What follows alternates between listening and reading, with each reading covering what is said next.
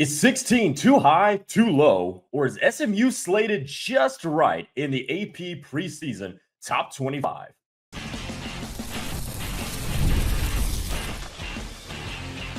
You are Locked On SMU, your daily podcast on the SMU Mustangs, part of the Locked On Podcast Network, your team every day. What's up, everybody? Welcome to another edition of Locked On SMU here on the Locked On Podcast Network, your team every single day. Thank you for making us your first listen of the day, and thanks for spending a part of your day with me. I'm Grayson Singleton, and before we get going, I need to tell you that our episode today is brought to you by Gametime. Download the Gametime app, create an account, and use code LOCKEDONCollege for $20 off your first purchase. Coming up on the show today, you guys have asked for it for a couple of weeks now. We're going to talk some basketball recruiting, as SMU's 2025 class is one that could make immediate dividends this upcoming season. So we're going to spend a little bit of time on that. Plus, we'll end the show with Coach Lashlee's comments on SMU's practice after practicing at the Star over the weekend. They changed things up, went inside a little bit to escape the heat. It was hot this weekend, by the way, all over the Mid-South portion of the United States. So they went inside. Rhett Lashlee talked to the media. We will break down those comments at the end of the show, so stick around for that. The AP poll came out on Monday afternoon after the release of our Monday show, so we get to talk about this on Tuesday. SMU is number 16, and go ahead and put it in the comments down below. Hit me up on Twitter, Gray_Singleton2. Too high, too low, or do you like where SMU sits? And for me, I've got a couple takeaways of the poll. The first one has nothing to do with SMU, but I thought they got the top 10 teams right. We can debate the order, but one thing we know for sure is that I think those are the top 10 teams right now, and I think Miami is 10.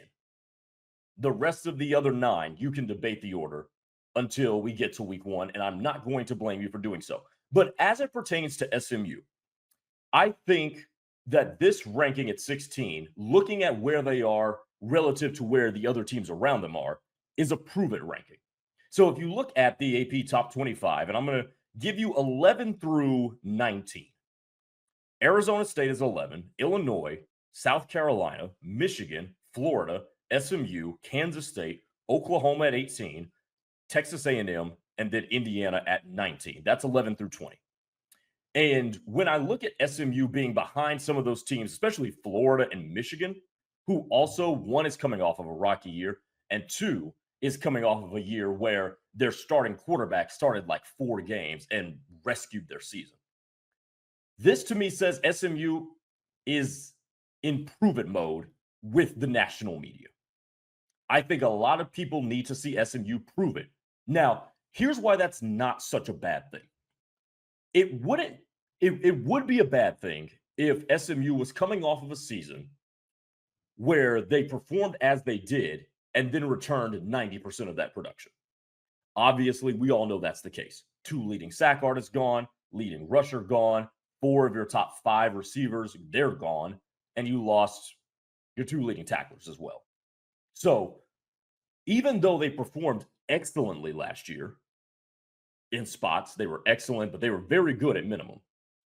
They are missing a lot of the ingredients that made that dish. Now, we can believe in the guys that are being elevated and the guys that Rhett Lashlee and company hit the portal to go get. We can believe in all that, but we got to see them do it. And the fact that it's coupled with a retooled team that there's still some mystery about, and the fact that the schedule gets tougher. I think that's the kicker here. And that's why if you think 16 is disrespectful, I got to disagree with you. I just do. Disrespectful would have been outside the top 20. But you're talking about a team that went to a college football playoff last year, returns coach, coordinator, and quarterback, well, both coordinators really, as well as the quarterback, and you lose a bunch of guys, but we still know you can be pretty good. I like 16. The second thing that this tells me here is that there is a lot of room to prove your ceiling. There is a lot of room for ascension here because let's go back to the top 25. Illinois at 12. We're really going to start with Arizona State.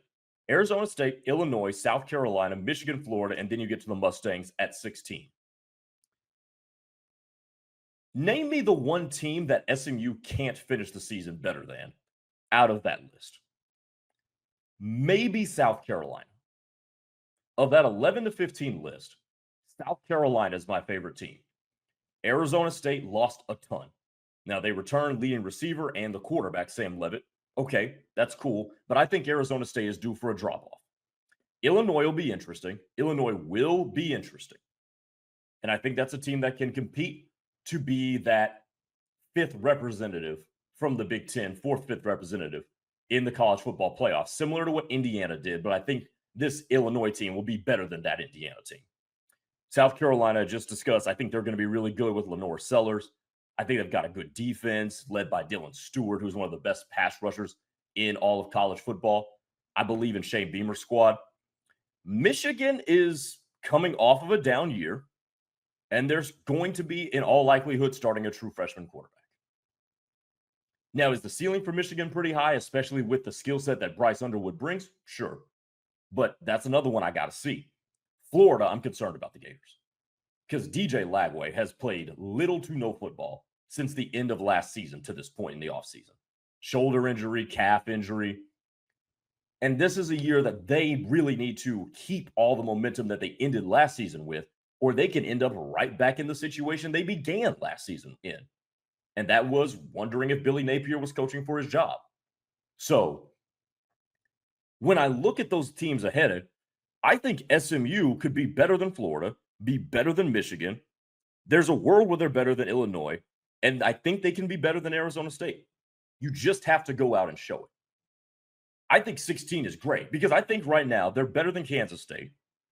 I think right now you have to put them ahead of Oklahoma and Texas A&M, and I think they're better than Indiana. So you're squarely in the top 20, no doubt, but got to go prove it that you're a top 12 team again, and that's okay. And that is perfectly fine when we just don't know what's going on.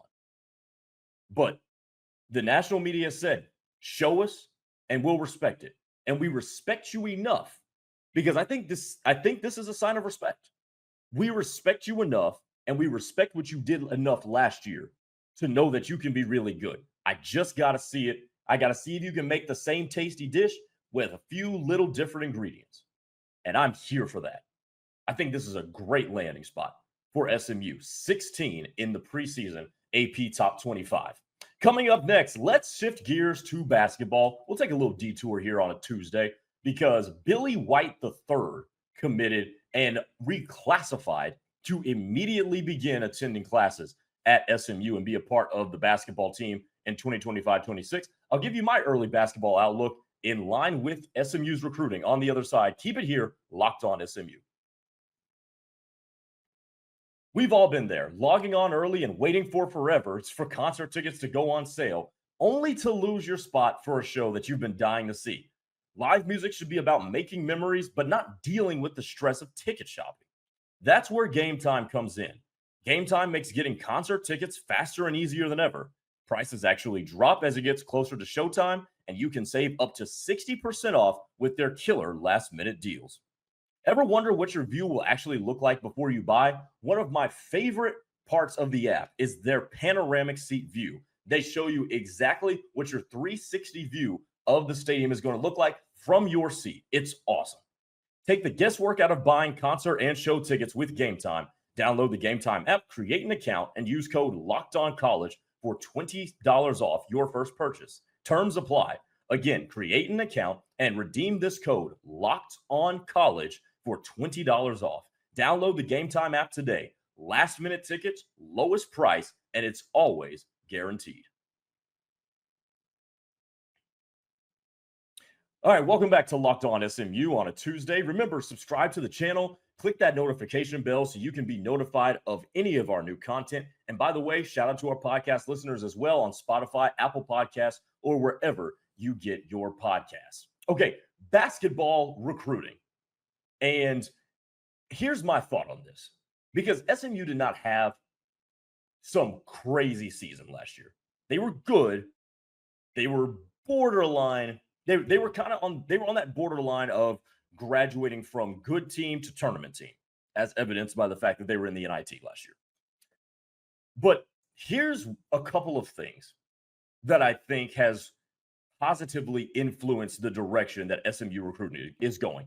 Number one, the fact that it's DFW is always going to play a role. I'm not going to spend too much time on it, but those of you from DFW know that yes, Texas is a basketball state, but Dallas has some hoopers. Dallas has some hoopers. I was a part of that scene all through high school. So that basketball means something in that part of the state. So that will always be a factor. Number two, moving to the ACC is going to be a factor, because who doesn't want to play against Duke and Carolina and Miami? And I guess that's kind of it for who's good in the ACC. I guess Louisville was solid this year, but even Miami wasn't good at basketball this year. But here's the third thing that I think is under-talked about, is the performance of football raises the recognition and the relevance of a school. That's just how it is. There's only a few schools that doesn't really apply to, and they're the obvious ones you're thinking of, like Duke, Carolina, Kansas, Kentucky, where their basketball is going to be front and center regardless of what the football team is like. I guess Arizona you can throw into there as well. So the fact that SMU's football has risen to the levels that it has in terms of national prominence, I think has something to do with this. Now, what is the aforementioned this? Well, SMU had the ninth ranked recruiting class in 2025. Now, if you're thinking why aren't we talking about 2026? They're on different calendars, different schedules. Okay. We haven't really gotten to the grind of the 2026 breaking down that class. But in terms of the 2025 class going into this basketball season, SMU was ranked 9th. The year before, they were ranked 93rd. That is an 84 spot jump, which is nuts. Last year, they were 16th in the ACC. This year, they are number 2. And what has gotten the attention of everybody now is Billy White III. Now, Billy White III, if you're not familiar with him, he is the son of his high school head coach, Billy White Jr., down there in Corpus Christi Veterans Memorial High School. 18 points a game, 18.8 points per game, 9.4 rebounds a game, 2.7 assists, 1.8 blocks in his junior year, which ultimately is going to end up being his last year because he reclassified into this class and is now going to join the SMU class of 2025. That also includes Jaden Toombs, who at the time was 6'9", coming out of Dynamic Prep. He is now listed at 6'11" on SMU's roster. Nigel Walls from St. Francis Episcopal down there in Houston, 4-star. Toombs also a 4-star, by the way. Jermaine O'Neal Jr., remember that name? Some of you guys that are my age watching this are going to feel old hearing that one. But yes, Jermaine O'Neal Jr., 6'5" from Dynamic Prep. And then Billy White, 6'8", 175 pounds from Corpus Christi's Veteran Memorial High School. All 4 stars, all with a rating comfortably in the 90s. And what Billy White brings to this team is an extension of the team's strength from last year. He can shoot the 3-ball. And he shot at about 32% last year in his junior year of high school. That will get better. That will get better. Because he is a guy that likes to shoot the basketball. Obviously, he's long and slender, so he can be a slasher. But he fits right in with an SMU team that shot the 3-ball at 37% a year ago. And if you're wondering why I put emphasis on 37%, because that is a really good percentage for a college basketball team. That is a really good percentage. 37% is very good. That was number 2 in the ACC behind only Duke, who made it to the Final Four last year. So SMU is doing something right. They can also score the basketball too. And that's something Billy can do exceptionally well. SMU was the second highest scoring team in the ACC behind only Duke. And when you look at their resume from last year, they kind of struck out against the conference. When you look at their conference win-loss total, they were 14-8, which is great. but those wins came against the bottom feeders of the conference. They never were able to get that really good quad 1, really good quad 2 win to make themselves a serious contender for the NCAA tournament, and they end up in the NIT, and they win one game before losing to a not very good Oklahoma State team a season ago. Let's put it bluntly. But with this recruiting here, and you look at the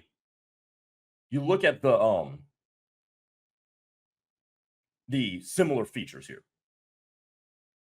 What do all these guys have in common? They're all Texas kids. Toombs and O'Neal from Dynamic Prep in Dallas, and then you have 2 Houston area kids. And this goes hand in hand with what we've talked about with football, is that SMU is coming for keeping the best guys right here in Texas.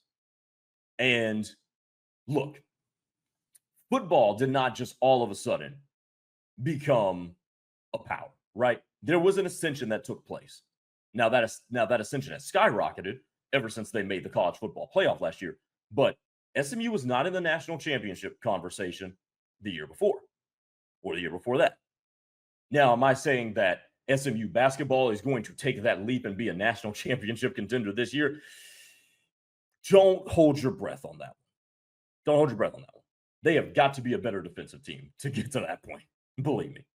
I think their average point differential from last year, I believe, was 5 or 6, which isn't terrible.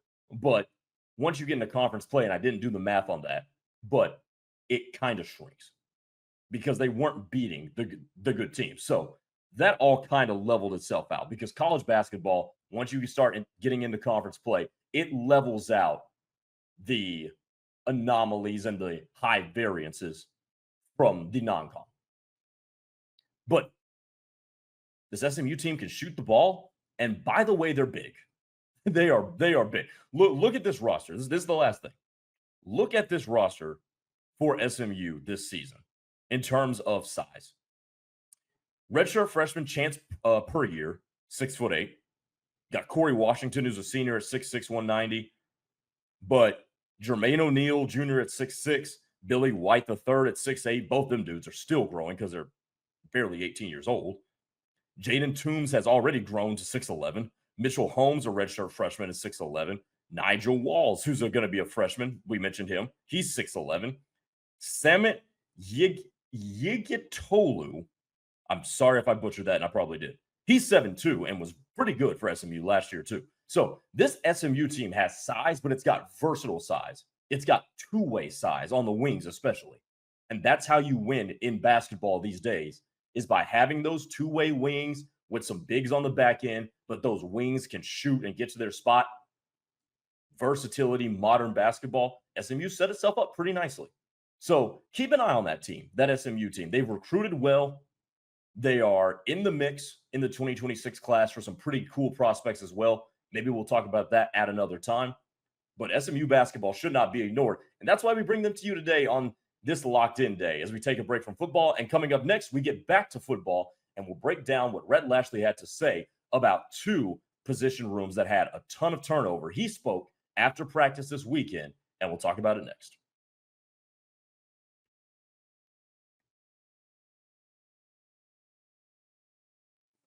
Final segment here on a Tuesday, Locked On SMU. I'm Grayson Singleton. Go ahead and give me a follow at Gray_Singleton2 on X. So Rhett Lashlee talked to the media following SMU's fall training camp practice that they held at the Star over the weekend. And here were some of the interesting notes that he had. And I want to zero in on the defensive line, and I want to zero in on the wide receivers, because those are position rooms that we've talked about in terms of how are you going to replace lost production from 2024. We also talked about the freshman wide receivers in particular, and he was asked about that. Here's what he said. Quote, love all four of our freshman receivers. I mean, you asked about Isaiah Robertson, Jalen Cooper, Dalen Singleton, Carterius Brown. They're all exactly who we thought they were. You know what I mean? Like, they're going to be really good football players if they'll stay patient, stay the course. I think with Isaiah in particular, there's a maturity that doesn't make it right or wrong with the other guys. He just comes in And he's been able to establish that I can mentally handle the load. I can physically handle the load. And he made some plays today. He also noted that all the guys have been competing. It's interesting that he says they'll be really good football players if they'll stay patient. And if you remember some of the quotes that we brought to the show last week, that patience may not be tested for very long because SMU is going to run out a ton of wide receivers this year. There's a lot of turnover. They've got their top guys with Jordan Hudson and Romello Brinson. But behind them, there is room for people to make plays, including freshmen. So Dalen Singleton and Jalen Cooper, Carterius Brown, Isaiah Robertson, they're going to have their opportunities. You just got to keep making plays when they come. And I think that wide receiver room is going to be interesting. I think it's going to make plays and be good, but it's going to be interesting where those plays come from and how they divvy out those snaps and how they deploy, particularly the freshman wide receivers.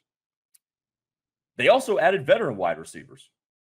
And talking about one of those guys, as I lose the name here, Yamir White. Talking about him, he's been great, says Coach Lashlee. He's a gifted route runner. He's going to be a really good punt returner, I think, too. That's big with someone like Roderick graduating.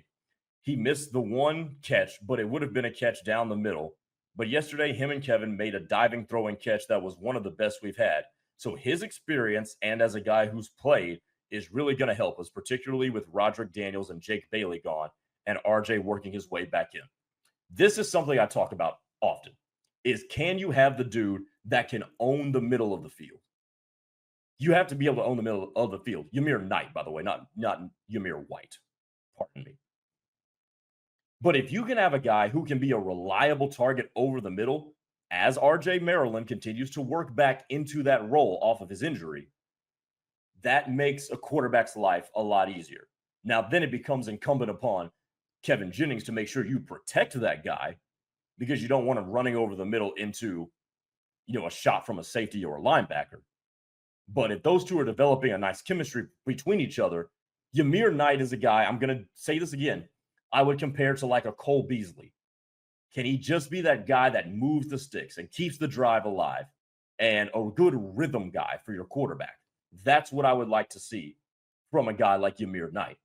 But the wide receiver room looking pretty good. Looking pretty good. Now on the defensive line, it's coming together. And one of the operative words that you can use to describe this defensive line so far has been options, because they got a ton of them. And they got a ton of dudes who can play. This is what he said on the edge, where SMU is replacing a lot of lost production. I think there's a lot of depth. I think it's a matter of probability who settles into those two deep rotation on the edges. I think Cam Robertson plays hard, plays the game the right way. I've been really impressed with Akil Washington. He's really come in and just shown he's a veteran, experienced football player. You got Isaiah Smith. Ja'Kai Lang from Missouri is doing well. And then DJ Warner, who we talked about, the transfer from Kansas, is about as hard of a pass protection as we have assignment one-on-one. Okay, let's put a pin in that. Let's pause right there. Because now this is the head coach talking about a dude who has had limited playing time. He didn't get a whole lot of run at Kansas. But Cam Robertson said he's got a crazy get off. And now the head coach is saying, we can't block this dude. I think DJ Warner is going to be a dude that's going to have a huge impact for SMU. And I don't think he's going to be the starter on the 2D. I think that would be a little bit optimistic and a little bit far-fetched. But DJ Warner, keep an eye on this dude who clearly is practicing his butt off so far in fall training camp, because that is a dude that here's my rule. When you start hearing praise from multiple people who are not doing the same thing, because the entire defensive line room can praise them, okay, cool, that's great. But when a peer and a coach starts praising a guy, particularly as young as DJ Warner is, don't just brush that away. I think DJ Warner is going to get an ample amount of quality snaps. And I think he's going to be a dude that can spell Isaiah Smith or spell Cam Robertson and make a real impact. Here's the rest of what he had to say about that defensive line.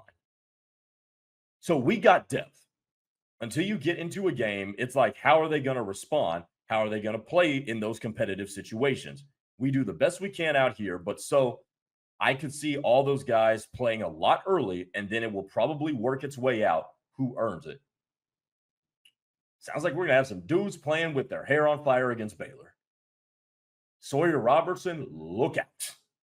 Because these are going to be dudes who are angling for those high-quality snaps, those 55, 60% of the snaps, whatever the ratio is that the starting two will play once conference play rolls around. There's going to be dudes that are angling for that. And Baylor better be ready. East Texas State, better be ready. Missouri State, TCU, better be ready because these dudes are coming. And I'm excited to see if they can duplicate that pass rush that they had a season ago. If you can get the other team's quarterback, you've got a chance to be really special against these special teams that you're going to play against. Good show today, man. That's a really good show. That'll do it for us here on Locked On SMU. I'm Grayson Singleton. Thanks for making us your first listen of the day. For your second listen, go check out Locked On the Portal with Brian Smith. Locked On's the Portal with our man Brian Smith, who's got all the latest on portal entries. That's not going on, but other news around the ever-changing world of college football. We will talk to you tomorrow. Take it easy, everybody.